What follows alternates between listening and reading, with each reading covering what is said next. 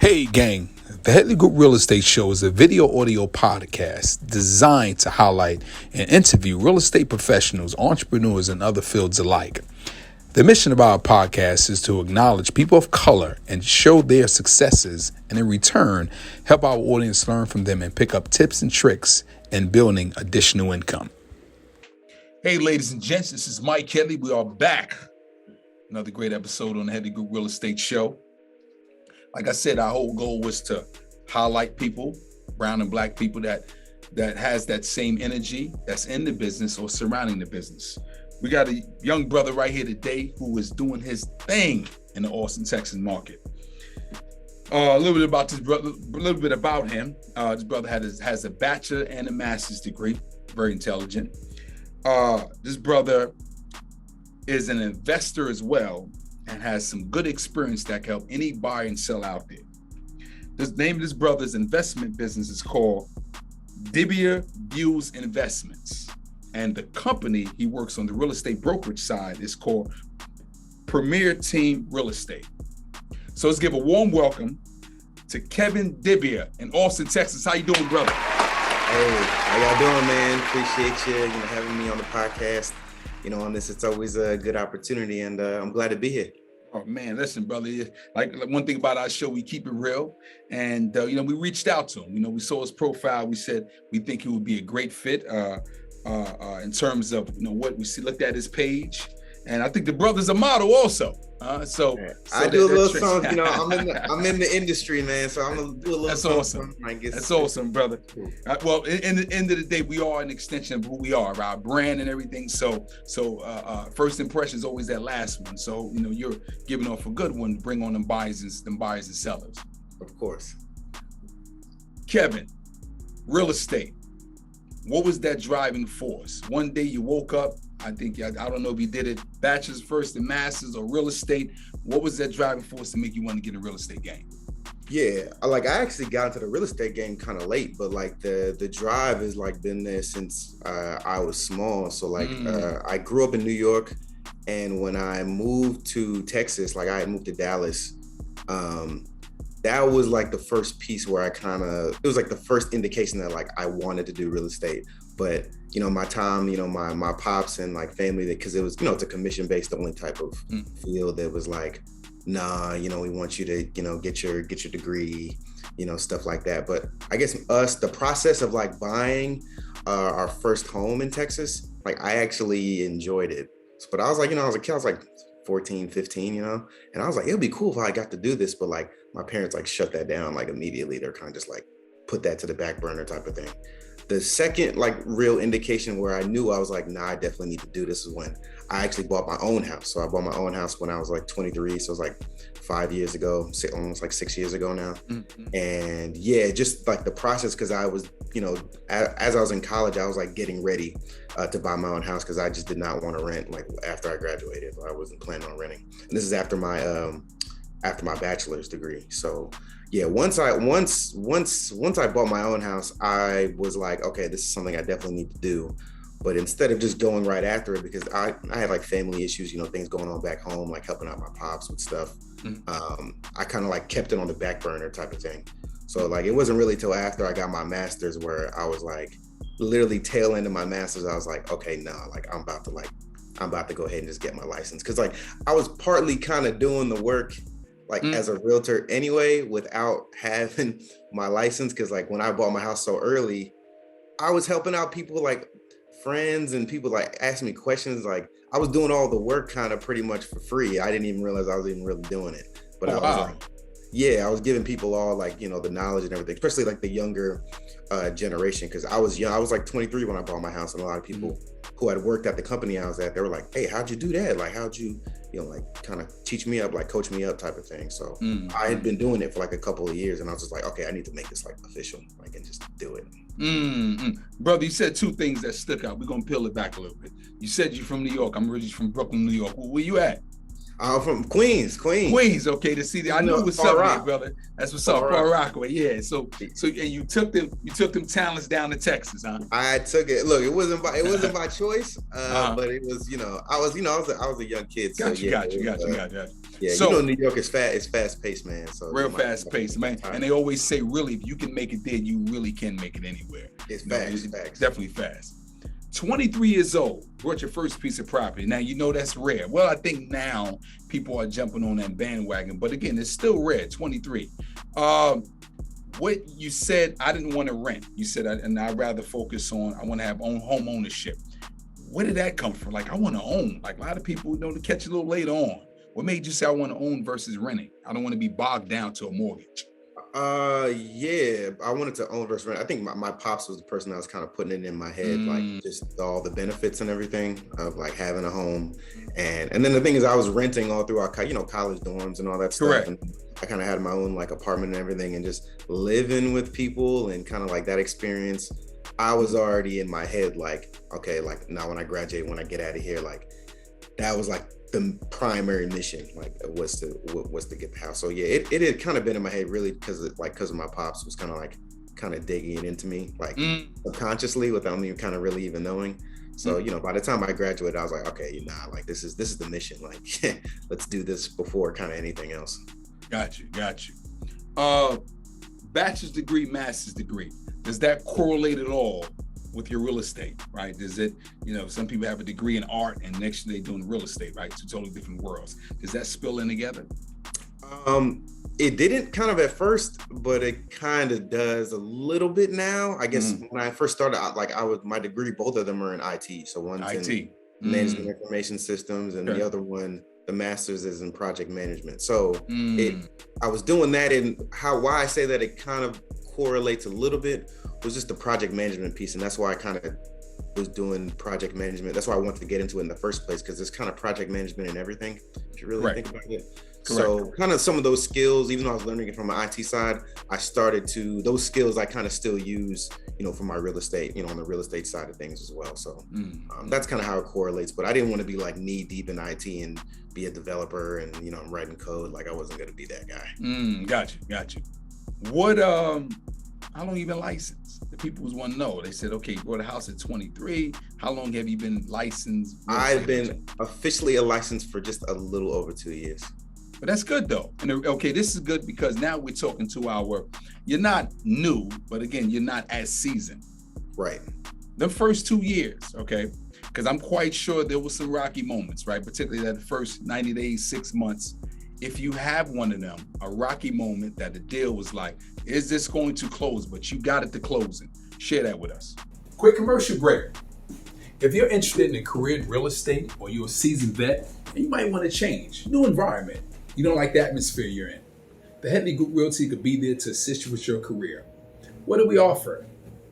Great culture, great environment, leads, and an awesome commission structure. Let us be there to support your business. One thing, you got to be in the state of North Carolina. Let's get back to the show. When I got a deal that was got to close and it was going to close. My first 6 months were it was really rough. It was like all of us. Yeah, because you don't like I was doing a bunch of leases at the time, and I think I had one I think it was kind of starting to get into the COVID side of things. And I think I just had one deal at the time that I was strongly working on. But the clients that I was working with, it's not like they got, I don't know if here in Austin, there's a lot of California people from California coming over. Right. And they're coming over and they got, their pockets are deep. So it's I'm not working with that type of people. I'm working with regular, Texas people. Then they're used to Texas prices and things have kind of increased out here. So I was working a deal and I was putting in and all, I had already probably failed maybe 3 offers on this one client I was working with. So 3 different houses, we lost out. So I think on this last one, it was tough. I had to almost kind of work with their lender to kind of max out their budget. Okay. Which is something, the person I'm working with, they're a first time homebuyer. They don't know anything. They're like kind of, and when you work with some of those people, they rely a little bit more on you than someone who's already kind of bought a house. They kind of know what they're looking for. Correct. They know the process. Yeah. So this person's really like relying on me. So like, yeah, the way I really pushed it is like, I like worked with their lender. So I reached out to the, not just working on just like a real estate side, but I'm like checking all the boxes, like making sure, I was the person that actually got their credit right. Like this person, I've been working with them forever. So yeah, I got their credit right. I made sure I maxed out like their budget, like to see if they could get more, which I was able to do. And then I just kind of played with the contract, to kind of fit the needs that the seller was looking for in terms of like, so we did like a super quick closing. Okay. Option period was like really, really small. Yeah, things along those lines that kind of made my offer look a little better than someone else's. Well, you said something about Austin, which I heard great things about the city. I mean, every time I go down to Texas, we attend a ton of conferences, always be Dallas, right? We always go to Dallas. I've never been to Austin. Like I said, great things about the city. And is it a techie kind of town? Is it that? Extremely, yeah. Extremely. It's definitely getting to that point. Like, Teslas, they got their new thing coming out here. I did read that. Yeah, it's like everything, they got Amazon, Google, Facebook. Oh, wow. Okay. It's extremely techy. Like most people out here are in some type of IT field. 2 years into the business, that first year, you told me, you got the people to closing. How many deals did you close that first year? The first year, in terms of just like houses, I think I closed maybe like 3. Okay, 3 deals. So 3 years. So, and the reason why I asked that is because some people we've had, they said, hey, actually I had an explosive first year, but your year, 3 years, considering with COVID, was there any part of you that kind of questioned, did I pick the right career? Or you just said, I got to keep going? And if that is the case, what keeps you going? Yeah. No, I never like doubted myself, even though I only had closed. Like, I'd done like those 3 deals. I was doing like a bunch of leases and like apartments. So that was like, I guess that, you don't make as much off those, but I guess that was kind of the main thing that was like keeping me going. Right. And I think naturally, because I actually just like what I do, like I really love what I do. And I feel like I've created something that's like, it's like my own. Like I don't necessarily, even though, our name is under a brokerage, when people are looking for an agent, I think they look for a person sometimes, not really necessarily the brokers either. All the deals, like, year 2 has been like, it's been like explosive, but but most people they're asking for my name, not going to my brokerage type of thing. So I never like doubted it or questioned like, oh, like, should I be doing this? It's like, is this something that, like, am I good at this? Like, I knew it was going to take some, real estate. I think when, people think of real estate, it's not I think it's a long distance race. It's not a sprint. So I always did it. I like what you shared. 3 years, 3 deals wasn't as profitable, but you said the second year doing real well. What systems are we using, right? We want to open them doors. We want to dive into you got to give us all your secrets, but what are you doing to gain attention, to gain attraction, and to keep your processes moving? Yeah, I think the primary thing that I did just the first year that wasn't enough is that, I worked in IT, so I'm thinking like, I don't really have to go outside to kind of gain clientele, or I could do everything, online. I think, my generation of people, it's all social media nowadays, and don't get me wrong, I have that, that's like a big part, of the things I was doing. But I think what I implemented in year 2 was like, I actually do everything. Like I still do the old school tag, the open houses. Like I'm in model homes all the time. And I think that's the biggest thing that actually really, I think, started to blow my business up, was kind of in Texas, there's a lot of new construction, and I think that's a lot of what people are looking for, especially when they're first moving here. So me kind of understanding, learning about all of the new construction that's kind of coming up, and there's systems and tools and stuff that can and MLS and stuff that help you with that. But it's different when you actually go out there, because a lot of that stuff's not even like, you get the real time like updates when you're actually like outside. And then all those salespeople and stuff, like they know you like personally. So like I've gotten like ton of deals just because I was like present at the time and the person knew me type of thing. So yeah, I think the old school tactics of like door knocking and going outside and actually like talking to people face to face, like I implemented that like with the social media, and like that's how like things started to kind of blow up for me. I like what you said. You said we're constantly moving, but still I'm going to adopt some of the old strategies, door knocking, open houses. Well, I'm not gonna say old, but it's still relevant. And I'm incorporate that with my social media, right? A healthy marriage. What do you say to some of the, because again, we have some of our audience members are seasoned, and they may not be as crafty with social media or feel as though I don't need that, right? And then we've, like you said, your generation, hey, this is it. If we're not using it, we behind the 8 ball. What do you say to somebody who says, well, I don't really have to be on social media. I can continue with my old methods, particularly the real estate agents, brokers. Yeah, like if I'm talking, and I got experienced guys in the brokers that, we talk about this all the time. I think if they are if they do implement like social media, they can, in time, I think they could possibly double their business.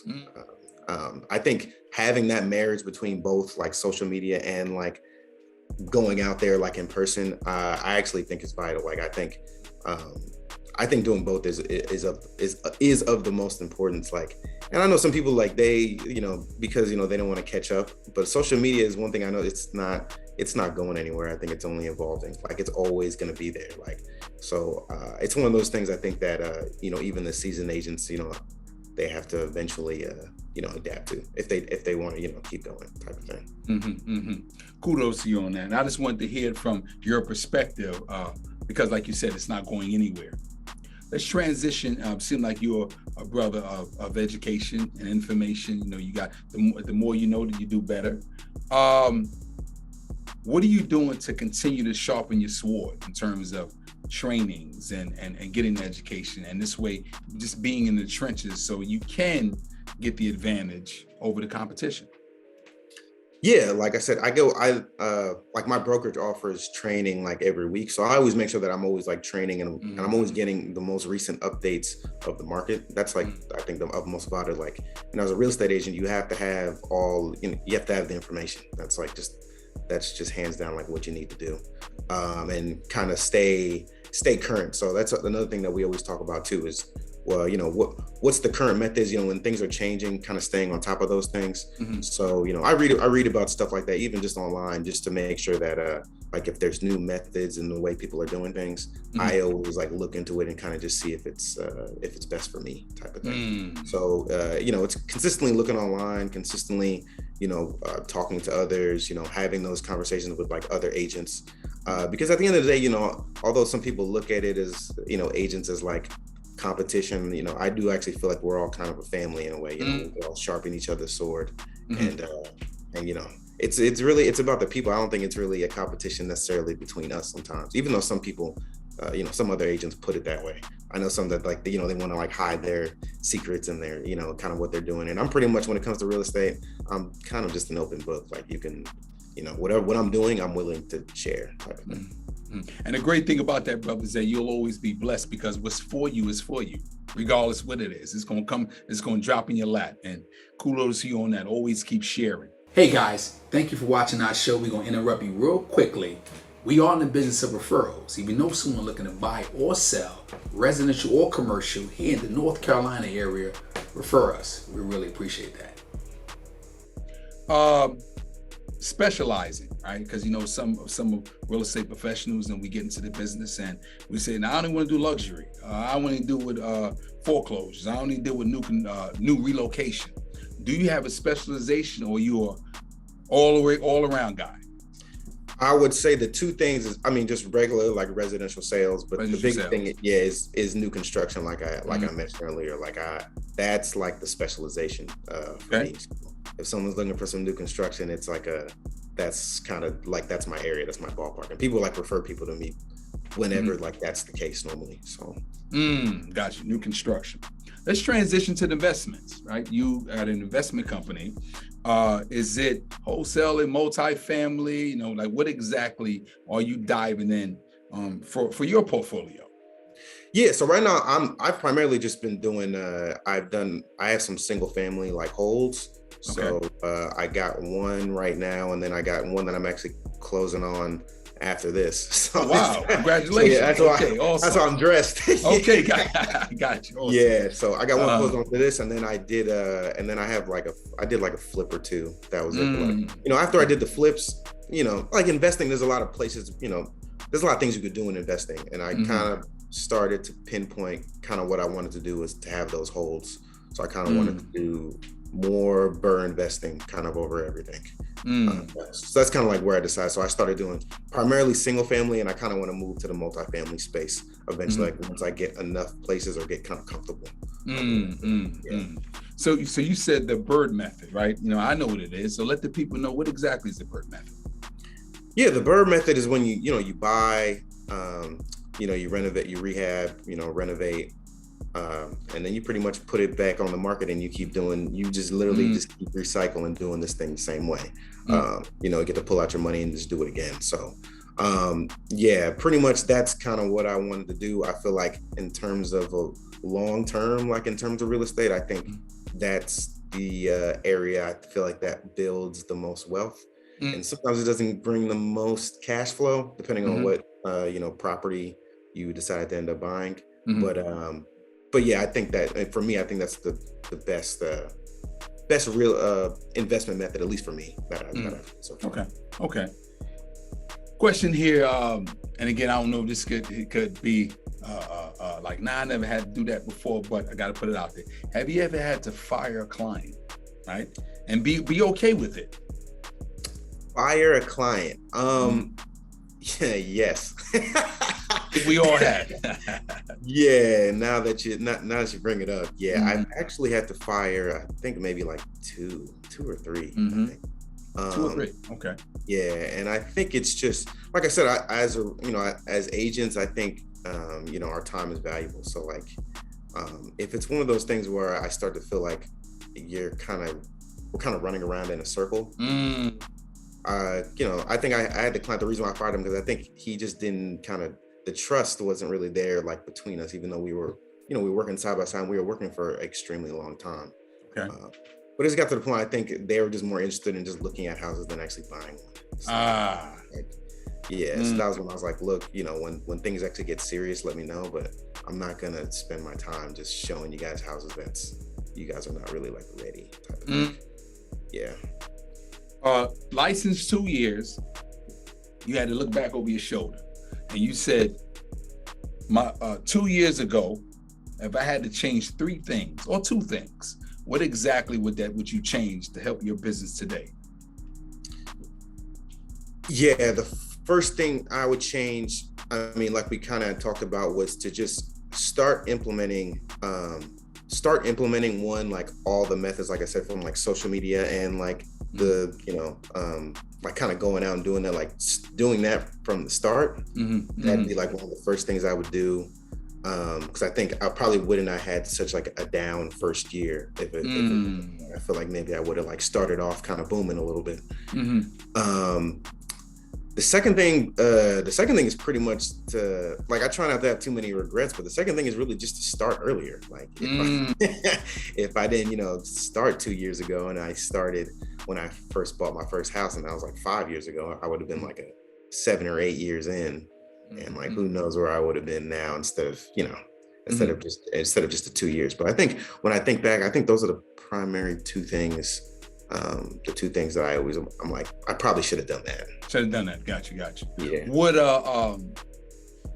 the good thing about that is that you know what that is, right? And the fact that you're only 2 years in the game, right? You got a lot of more years to go to continue to keep implementing, so you can take it to another level. Are you on a team, or is this you? I'm on a team. So we're like we're like a smaller brokerage here in Austin. I didn't want to go with any of the big cats. So we're like 50. We're like probably like 50 agents. Okay, wow, that's a nice, decent size. Yeah, it's like a decent size, and I think I work like closely with like 5 people, like 5 of us. Okay, so it's 5 of y'all on the team, but what's the name of the team? Is that? That's Premier Team Real Estate. So really, the team is 50. Like the team is 50 of like 50 agents. Okay.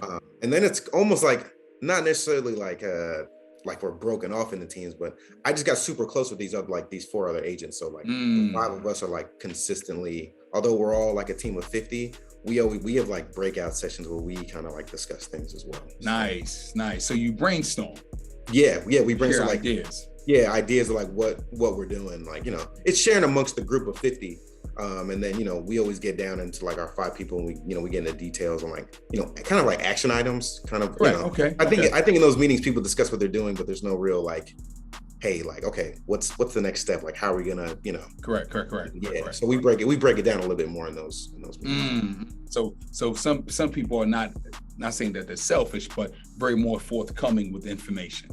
Yeah. Like I noticed those guys they're more forthcoming, they're willing to share, like they kind of want everyone to grow type of thing. Because, some agents don't want to share their secrets or what they're doing. They don't. But like we talked about earlier, what's for you is for you. And I really believe in that motto. Kevin, we are starting to wind things down. We always ask our guests for 2 golden nuggets. Now you gave us about 5 or 6, right? 2 golden nuggets, whether it be a scripture, a book, a great movie, anything that's inspirational to you. Go ahead and go. Okay. The first thing I always say is, and I always believe this, I say this like all the time, is you're exactly where you're supposed to be right now. And I always say that it always stops me from kind of living with regret. Okay. And I just think it's a good way to, for people to understand. I was checking my phone. I had a message coming. It's all good. Get ready for that closing. Yeah, that's exactly what it was. I was like, yeah, they're expecting me soon. But yeah, I think a lot of people, they look back at their past life or the things that they've done, and they make kind of like excuses for it. Whether you didn't have a mom or dad or, just things that have happened in your life in the past. And I always like to say, like, those things were kind of supposed to happen to make you the person who you are today. And, don't use them necessarily as excuses, but use it to kind of like push you forward into the future, and have some positivity out of it. So that's why I always say, like, you're exactly where you're supposed to feel. Like, don't look at other people and, because you see someone else that you feel like is doing as good as you or better than you, like it push you down. Like, you're where you're supposed to be, and to, keep pushing forward. Kevin, that's. Oh, sorry. Go ahead. No. That was it. That was it. Well, one, I like that you are where you're supposed to be. I mean, that it makes so much sense, because they said we are proud of who we are, whether good or bad, right? So definitely like that. Kevin, is there a question that I didn't ask you that you would like to answer? Question that you asked me, that I did not ask you that you would like to answer. Like, man, you should have asked me about this. Yeah. No, I think the only thing you asked, I think I could act like there was another. You said 2 golden nuggets. I could. Okay. You didn't give me no. I thought you gave me 2. Go ahead. Yeah, that was the first one. But the second one was, and I have this tattooed on me. It says "Lost time is never found again." So I became a person of like, time sometimes to me is almost more important than money, even sometimes. So I think people, especially people in my generation, need to learn to kind of value their time nowadays, instead of, because I think some people really, I think a lot of people really go through the motions of life, to be honest. So I think, it's one of those things for people to kind of value your time more. And like how I started doing that, like literally, especially this year, is, like I wake up at 5 a.m. every day now. Like I work out and then I get like straight to work. I think, just understanding that time is important, and if you are wasting it, you're not gonna get it back, and then you don't want to be that person looking back and being like, well, I spent all these years, maybe just doing, kind of going through the motions, when you could have really like applied yourself, kind of be somebody. So that's just a second golden nugget. I like that. I want to add to that is it's a great guy on social media. I mean, I would love to have him on the show. Gary V. I don't know if you know Gary V. Oh, okay. Oh man, and he talks about that so much, about regret, right? And I kind of model myself right after that. I'm like, listen, if you want to do it. Like, what's literally holding you back, right? And he gave this story of, he said, visit a senior citizen facility, right? And you're talking to people 80, 90, 100 years old, and they always talk about, I wish I could have, right? So you don't want to be that way. So just go ahead and try to knock out anything you possibly can so you can wave off any future regrets, Exactly. But Kevin, brother, you gave us some great insight. We want to thank you for being on the Headley Group Real Estate Show.